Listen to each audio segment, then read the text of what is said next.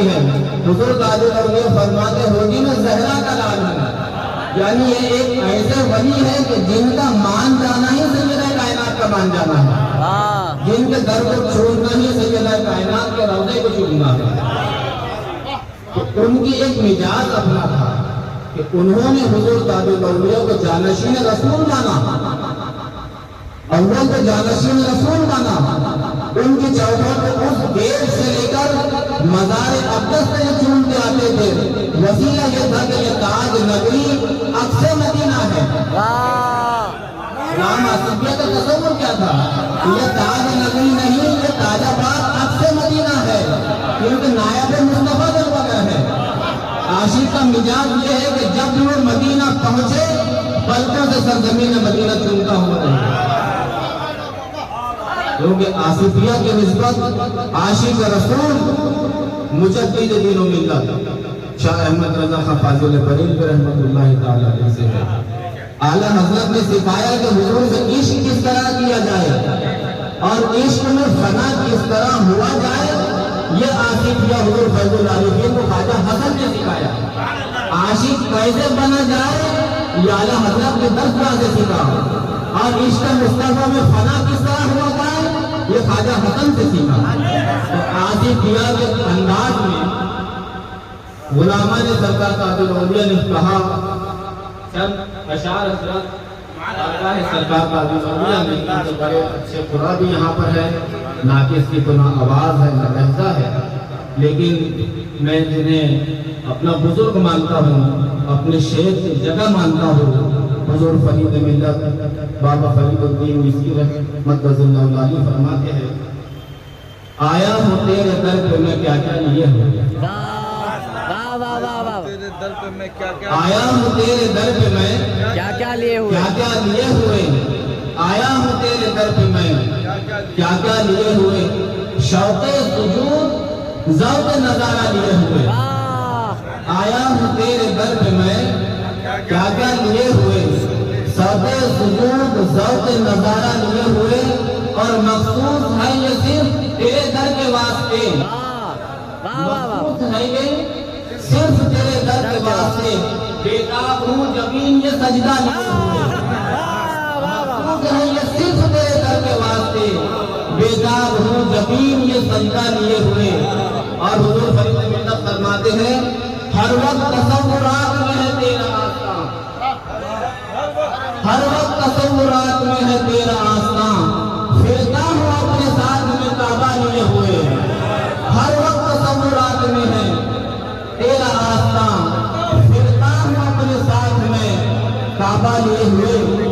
حضور فیض العارفین کے مزاج کی بات ہے کیونکہ ان سے وابستہ خلفاء ان کی آل اثر بیٹھی ہے.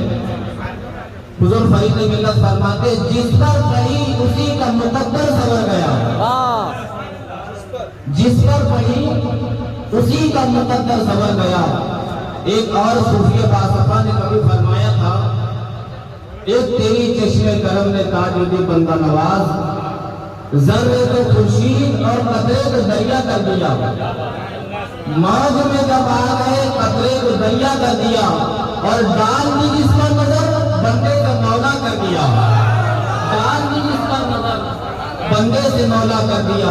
اسی زمین پر حضور فرید ملت نے فرمایا کہ جس پر پڑھی اسی کا مقدر سنور گیا. تیری نظر کرم کا ہے دریا لیے ہوئے. تیری نظر کرم کا ہے دریا لیے ہوئے. اور آیا ہے آج در پہ تیرے بے نوا فرید. آیا ہے آج در پہ تیرے بے نوا فرید. تیری عنایتوں کا سہارا لیے ہوئے. آیا ہے آج در پہ تیرے بے نوا فرید. تیری عنایتوں کا سہارا لیے ہوئے. ایک مرتبہ اور بآواز بلند حضور پاک علیہ السلام کی بارگاہ میں یہ درود پیش کریں. اللہم صلی علی سیدنا محمد وعلی آلہ سیدنا محمد. حاضرین محترم مشائخ اسلام، جس شہنشاہ ہفت اقلیم کی بارگاہ میں ہم آپ موجود ہے، آج 29 تاریخ حضور کی بارگاہ میں بڑا کل شریف کے فاتحہ ہے.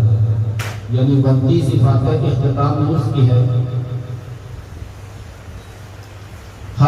سمجھتے ہیں آج کہ کیا وجہ رہی کہ خواجہ حسن بھیسوری رحمۃ اللہ تعالی علیہ نے حضور فیض العارفین کا ہاتھ پکڑا فقیہ اعظم کی درگاہ سے اور کہا کہ حضور دربار تاج الاولیاء جا رہا ہوں، جو حکم ہوگا وہ اس پہ عمل کیا جائے۔ وجہ کیا ہے؟ وقت کا غوث کسی کو تلاش کر رہا ہے سرزمین تاج الاولیاء پر، اور درس گاہ فقیہ اعظم ہے۔ حضور تاج الاولیاء نے اپنے غلام کو اشارہ کیا کہ بابو میرا دیوانہ بیٹھا ہے، اس کی خاطر توجہ کا انتظام کرو۔ غلام تاج الاولیاء رات میں گھومتا رہا، پھر عرض کیا کہ حضور آپ نے جس کا اشارہ کیا وہ چہرہ تو بتا دیجیے۔ اہل فجر پھر خواب میں سرکار تاج الاولیاء نے حضور خواجہ حسن رحمۃ اللہ تعالی علیہ کا دیدار کرایا۔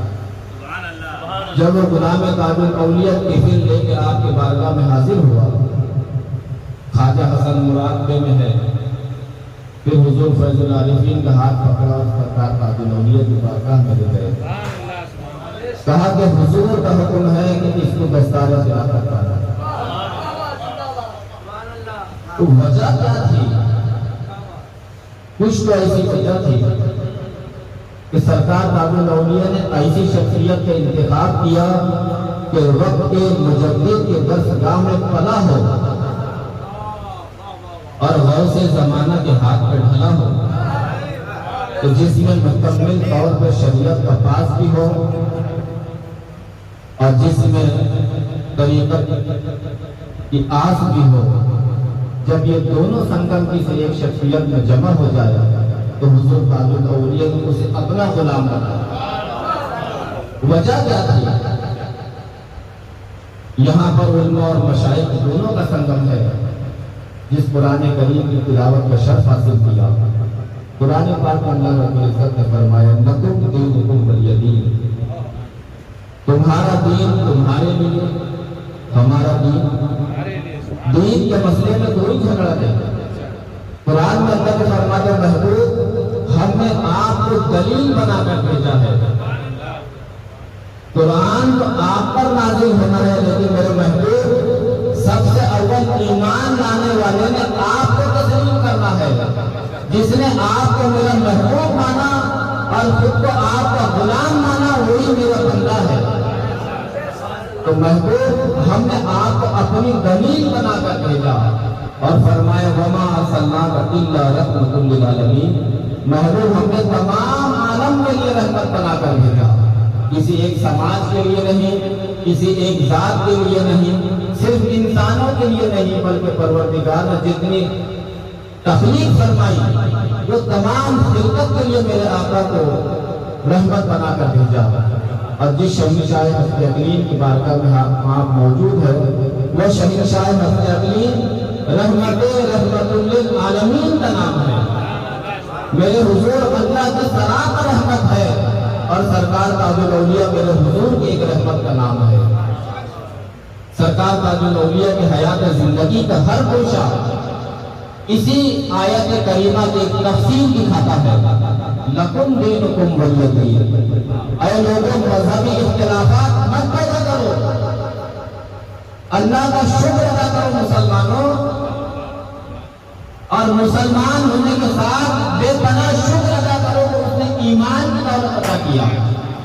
یہ فضل الہی ہے کہ ہم نے آقا کی بات کو سمجھا اور حضور کے سامنے سرنڈر ہو کے حضور کی غلامی اختیار کیا، ورنہ تو کفاروں کو اللہ نے سونے کے محل دیا، چاندی کے قلعے دیا، بے شمار دولت ان کی جاگیر دنیا کے ان کے قدموں میں پڑی ہے، لیکن اللہ نے اپنے محبوب کی غلامی سے نہیں نوازا۔ یہ ہم پر بے پناہ احسان ہے اس کا کہ کچھ دیا نہ دیا لیکن اپنے محبوب کا عشق کو دیا ہے۔ اور حضور سرکار تاج الاولیاء نے ناگپور کی سرزمین پر اس کو قرآن پاک کی تفسیر کی وضاحت کی اپنی سیرت پاک سے، تو ناگپور کی سرزمین کا ایک ایسا ماحول تھا، اگر آپ تاریخی مطالعہ کریں تو یہاں پر بڑے بڑے اولیاء اکرام آئے جو آج بھی صاحب مزار ہے، ان کے اعراض ہوتے ہیں، لیکن تاریخ میں تاج الاولیاء جیسی شخصیت شہر ناگپور کے نگاہوں میں نہیں دیکھا۔ ناگپور کے واسیوں کی نظر میں تاج الاولیاء جیسی شخصیت نہیں دیکھا۔ ہر بزرگ آئے، لیکن جس انداز سے سرکار تاج الاولیاء نے اپنی نگاہ کرم کو، دین کو زندگی عطا کی اللہ کے فضل سے، وہ کام کسی اور سے نہیں ہوا۔ سیاسی لیول پر بھی ناگپور جانا جاتا ہے۔ ناگپور ایک ایسا گھر ہے کہ ہندوستان کا سارا نیٹ ورک ناگپور سے چلتا ہے، لیکن اسی نیٹ ورک سے سرکار تاج الاولیاء نے اپنا قدم جما دیا۔ ہندوستان میں چاہے تو ہو جائے، لیکن جہاں پر مرکز ہے وہاں پر جو سرکار تاج الاولیاء چاہے وہی ہوگا۔ تو سرکار تاج الاولیاء نے اس مقدس سرزمین پاک پہ قدم رکھ کر ساری دنیا کو پیغام دیا کہ ایک دور ایسا بھی آ جائے گا لوگوں کے ایمان بچانا مشکل ہو جائے گا۔ مذہبی اختلاف نہ کرو، چھوڑ دو، اپنے اوپر اللہ کا فضل تلاش کرو، شکر ادا کرو کہ تیری توفیق سے ہم ایمان والے ہوئے۔ مذہبی اختلاف بند کرو، آپس میں ایک ہو جاؤ۔ ہندو ہو مسلمان سے محبت کرے، مسلمان ہو ہندو سے محبت کرے، انسانیت کے ناطے ایک جگہ جمع ہو جاؤ۔ یہ سرکار تاج الاولیاء کا پیغام ہے، انسانیت کے ناطے ایک ہو جاؤ۔ لیکن جب عشق رسول کی بات آ جائے تو پھر ہم کو تلاش کرنا پڑے گا کہ کون عاشق مصطفیٰ ہو، کیونکہ سرکار تاج الاولیاء نے کفر کے گلے میں بیٹھ کے دین کا پرچم بلند کیا ہے۔ کہاں پر پرچم بلند کیا؟ اپنے ایریے میں رہ کر تو دین کا کام ہر کوئی کرنا چاہتا ہے، لیکن یہ جرأت و بہادری سرکار تاج الاولیاء کی ہے کہ جو کفر کے قلعے میں بیٹھے اور ہزار قدموں کے داخل اسلام کرے، لیکن اس کفر کے قلعے کے مالک کی یہ جرأت نہیں کہ جس مشن کے تحت ناگپور شہر میں کام ہو رہا تھا،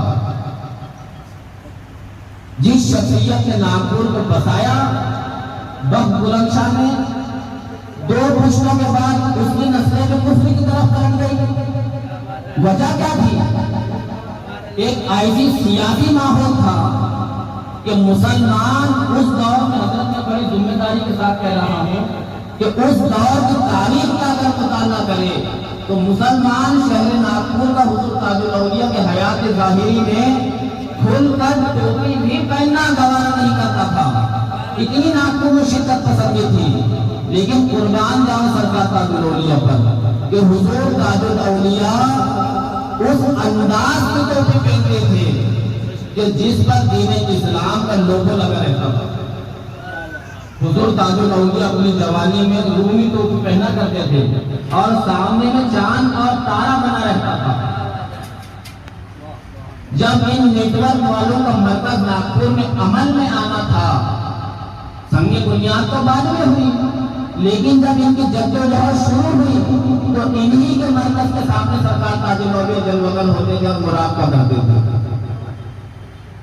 جب حضور کے غلاموں نے دیکھا کہ بھائی ہم جس کے پیچھے چل رہے ہیں وہ تو ٹوپی لگاتا ہے، تو حضور کے غلاموں نے بھی ٹوپی لگانا شروع کر دیا۔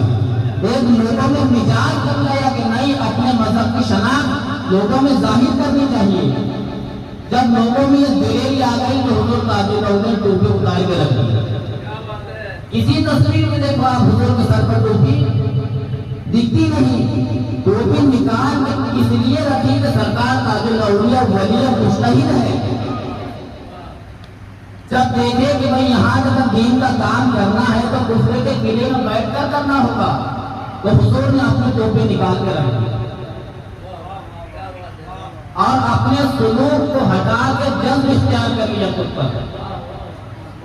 صوفی صاحب اکثر بات مشہور ہے کہ حضور تاج الاولیاء مجذوب بزرگ ہے، لیکن علامہ یوسف شاہ تاجی رحمۃ اللہ تعالیٰ علیہ کی تعلیمات بتاتی ہے کہ نہیں، سرکار تاج الاولیاء بڑے معنیٰ صالح بزرگ تھے۔ یہ وقت کا تقاضا تھا کہ حضور نے جذب کی طرف بدل کر لیا۔ حضور تاج الاولیاء نے جب کفر کے قلعے میں بیٹھ کے دین کی تبلیغ فرمائی لیکن داخل سلسلہ ہزارہ لوگ ہو رہے تھے، لیکن ہزارہ لوگوں کو عاشق رسول بھی تو بنانا تھا، ان کی رہبری بھی تو فرمانی تھی، ان کی تربیت بھی تو فرمانی تھی۔ تو حضور نے چنا کس کو تربیت کے لیے؟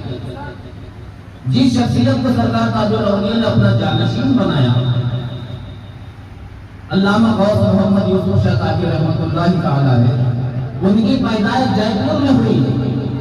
انہوں نے پہلی تربیت اپنے والد محترم سے حاصل کی ہے۔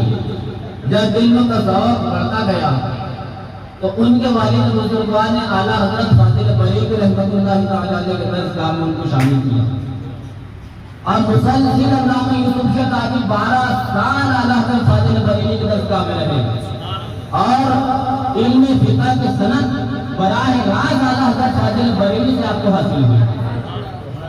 جب وہاں سے سند فقہ حاصل کی تو حضور فاضل بریلوی نے آپ کو مشورہ دیا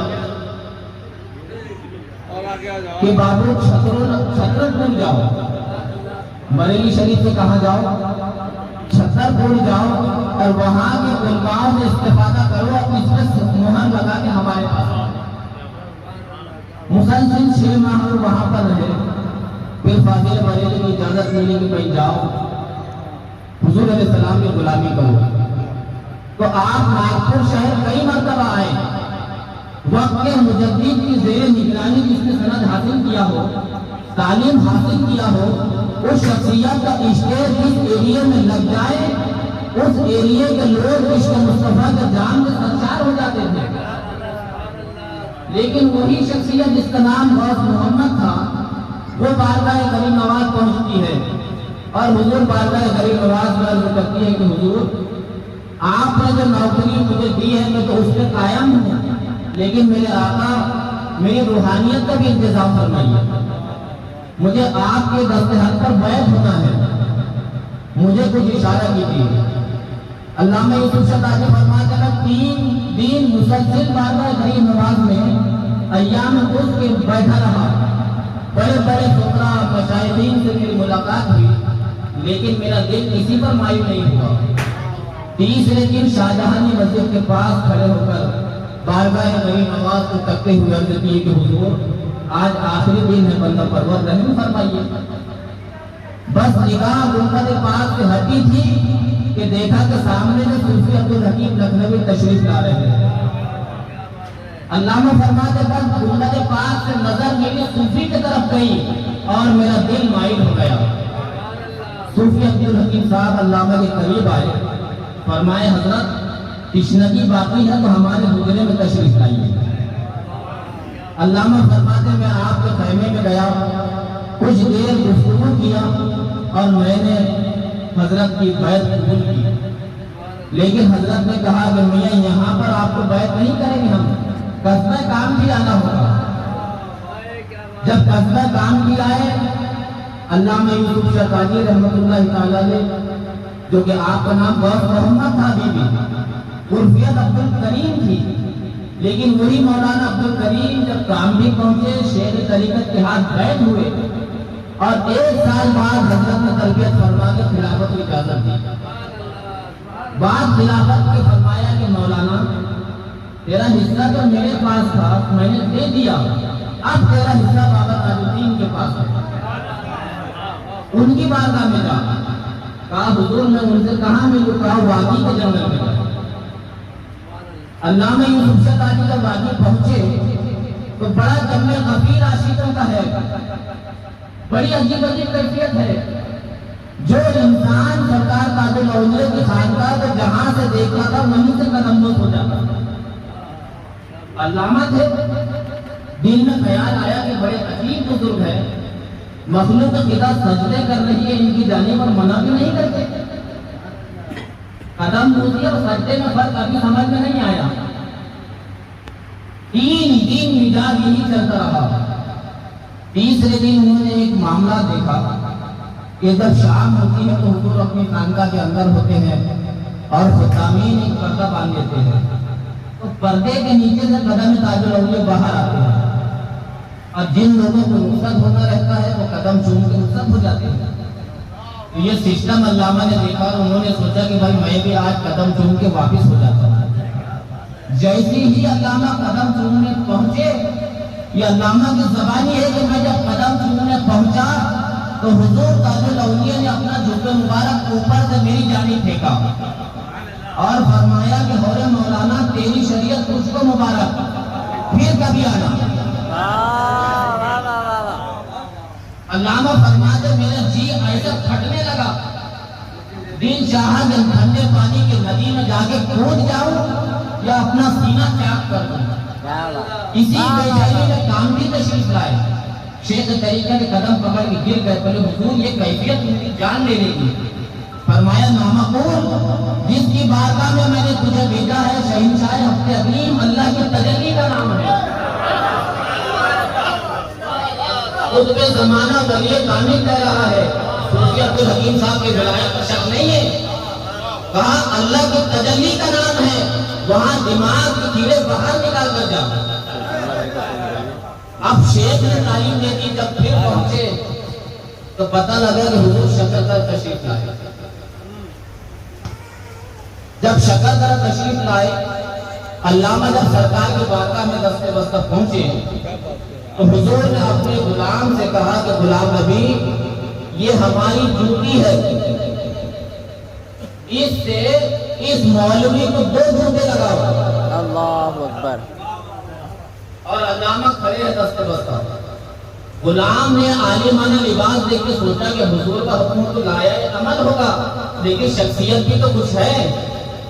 علامہ نے فرمایا کہ مالک کا حکم سراخوں پر ہے، عمل کیا جائے۔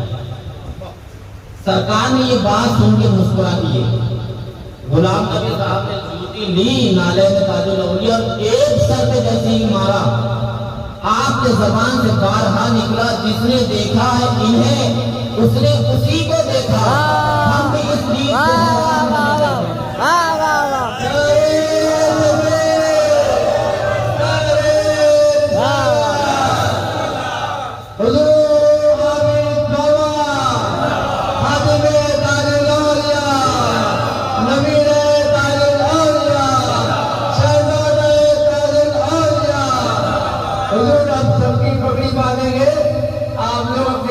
بیٹھ جائے اور حضرت ان نظارہ پیش کریں اور پگڑی بنوا لے، حضور پگڑی بنوا لے۔ پھر حضور نے ان کی تربیت فرمائی، وصال سے قبل حضرت کی دستار فرما کے سرکار تاج الاولیاء نے فرمایا کہ محمد یوسف میرا بیٹا ہے، غریب نواز ہے، میرے خزانے کی کنجی ہے، جو اس کے ہاتھ پیر ہوتا تاج الدین کا مرید ہوتا۔ تو اسی شخصیت سے سرکار تاج الاولیاء کی تعلیمات کے تعلق سے فرمایا کہ حضور تاج الاولیاء کتنے بڑے عاشق رسول تھے کہ جس کی حقیقت اعلیٰ حضرت فاضل بریلوی کی ہدایت کے بخشش کا ایک دوسرا حضرت کرتا ہے کہ انہیں جانا انہیں مانا نہ رکھا غیر سے کام اللہ الحمد کا دنیا سے مسلمان ہوا۔ تاج الاولیاء کی زندگی کا ہر گوشہ اس کے عشق مصطفیٰ میں غرق تھا اور حضور نے جس کا بھی ہاتھ پکڑا دامن رسول اللہ سے فیضیاب کر دیا۔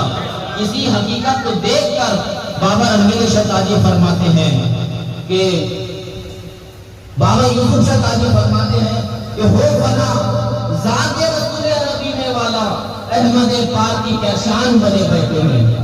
اور بابا رنگیل شاہ تاجی فرماتے ہیں کہ جس کے سر پر سایہ افغان ہو تیرا دستے کرم، جس کے سر پر سایہ افغان ہو تیرا دستے کرم، وہ بشر زیر نوائے احمد مختار ہے۔ تو میرے بھائیوں، دوستوں، بزرگوں، سرکار تاج الاولیاء کی بارگاہ ایک اتنے بڑے عاشق رسول کی بارگاہ ہے کہ جہاں پر عشق مصطفیٰ کا پیمانہ بڑھ رہا ہے، غلام آصفیہ نے اسی پیمانے کا ایک چلو اپنے اندر ضم کر لیا۔ اسی ضم کرنے کا یہ فیض ہے کہ سارے لوگ عاشق تاج الاولیاء بنے۔ اس بارگاہ میں جب بھی آؤ تو اپنے مرشد کا وسیلہ لے کے حصہ مانگو کہ یا سرکار تاج الاولیاء جو ہمارے شیخ کو آپ نے خیرات عطا کی تھی اس کے قدر ہم غریبوں کو بھی عطا فرمائیے۔